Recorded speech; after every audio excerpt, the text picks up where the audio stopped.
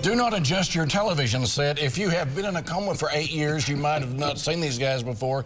It's good to have Richard Morrisette, Colby Schwartz back, talking about those good old days. So it's been a while since you guys have been here together. We're doing this throwback, and you're watching what's happening. It's been a light week.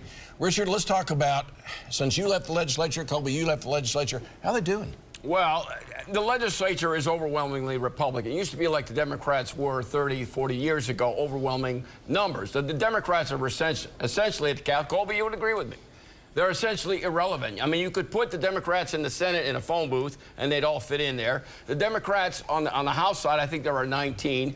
They have a voice in the loyal opposition. I mean, that's fine. But as far as being effective, the Democrats in this state essentially are non-existent when it comes to changing policy. That's the reality.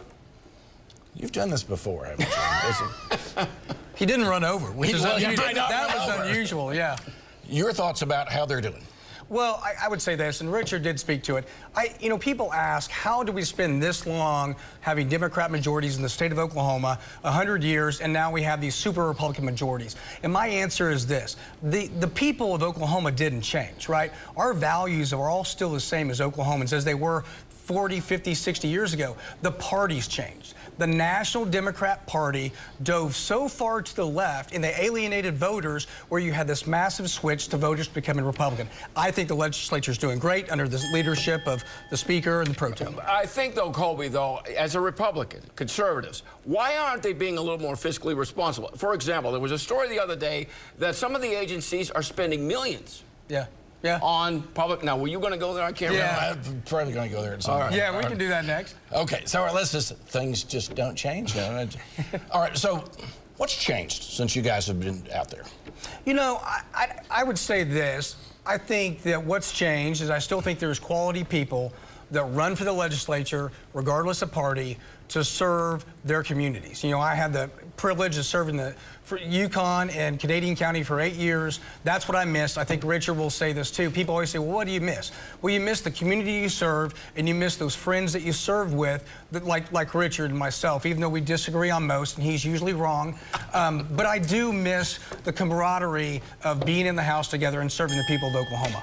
I kind of miss that, too. Yeah, Your thoughts about what's changed? Well, what's changed is I'm going to go back to the days when I first got elected. My 05 was 05 was my first session. There was 51 Republicans and I think 48 Democrats. It was a balance. It was a lot of arguing, a lot of policy, but it was alive. It was full of energy.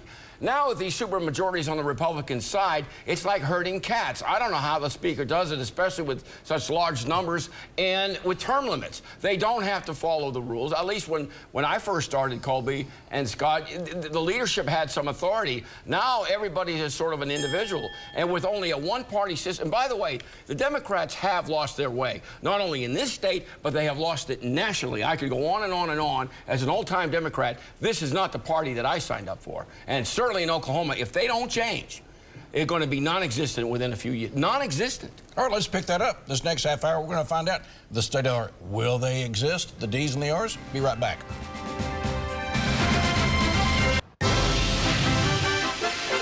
And we're back to talk about where Richard left off, which was if Democrats don't change and that sort of thing. Well, let's start with Republicans, Colby. What do you think the state of the Republican Party is right now? Well, on a state level, I would say Richard, on the previous segment, mentioned, how does the Speaker do it? Well, think about this. I was in the House for 8 years. I had 5 speakers in those 8 years.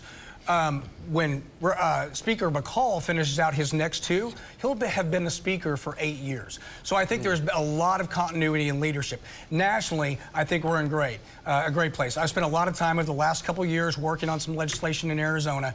I can tell you it's interesting when you go into other states and how they think and what they say, but I promise you this, the Republicans take back the House in D.C. and most likely take back the Senate. Now, which is unusual for a midterm election on a first-year president. That happened to Trump, it happened to Clinton, it happened to most of them. But Republicans retain control of Congress, and America will be better for it. You're disagreeing on that. I can't disagree with what Colby just said. The Democrats nationally are horrible. I signed up for the Democratic Party over 40 years ago, the party of working class people, protecting schools and the elderly. So I don't know what this party is today. This president, I have to say, as a Democrat in Oklahoma, Colby, is an unmitigated disaster. Afghanistan, inflation, his wimpiness in dealing with the Ukraine. Democrats, if you don't wake up, and especially in Oklahoma, we never talk about Colby and Scott. We never talk about God. We never talk about the Second Amendment. We never talk about families. How in the world can you impress people in Oklahoma if you don't talk about those central issues that are vital to the folks here in Oklahoma? And actually, anybody running on the ticket next time, Colby, this year, how can a Democrat, I know we got people running for U.S. Senate and whatever, how are they going to win in this state with this bunch in Washington? They're not going to. They can't. They're going to get killed. Yeah. So we'll just segue right into where you could just pick right up, which is the state of the Democrats. It's in a state of utter disaster. I mean, you have to relate to people. The Republicans, as Colby knows in politics, if your opponent has tagged you and identified you, then it's over, because they identify the Democrats now with what? Certainly not right to life. I'm talking about abortion. I'm talking about inflation. Biden being a wimpy president. You know, Jimmy Carter looked like Abraham Lincoln compared to this guy. He's not even going to run in 2 years, and the vice president is worse than the president. How in the world can mid-United States, middle America, relate to this guy? They can't. And if it relates to Oklahoma Democrats, you'd better start shifting to the middle, or it's over. It may be just a few years before it's non-existent. State of the D's. Well, it's real simple to me, and I think, you know, my colleague, former colleague Richard said it best. I mean, they don't. The messaging, and I said it, Oklahoma Democrats didn't leave the party left Oklahoma Democrats. Yes. And I believe in a two-party system. I believe in a vocal minority, regardless of what that minority party is in any political structure. You need opposition. You need to have conflict to create good policy. But as far as Richard said it best, we're talking about the White House. You know, the war in Ukraine didn't cause me to pay, you know, $130 in gas to put in my daughter's F-150. It didn't cause that. This administration did. Absolutely. Inflation, bread being higher, meat being higher, the war didn't cause that. Colby, I want to ask you, though, nationally, why aren't there more Republicans, especially the two in Oklahoma, the two senators, screaming from the mountaintops against this administration? I think they are. I don't know. Could it be louder? But, you know, I've noticed over the years, by the way, I was a loud vocal opponent in the legislature, wasn't I? Yeah, you were. I don't remember that. By the way, it's been an unmitigated joy to have you guys. Can we do this again? Yeah. I miss it. I miss it. See this again at news9.com/yourvotecounts and follow me on Twitter @MitchellTalks.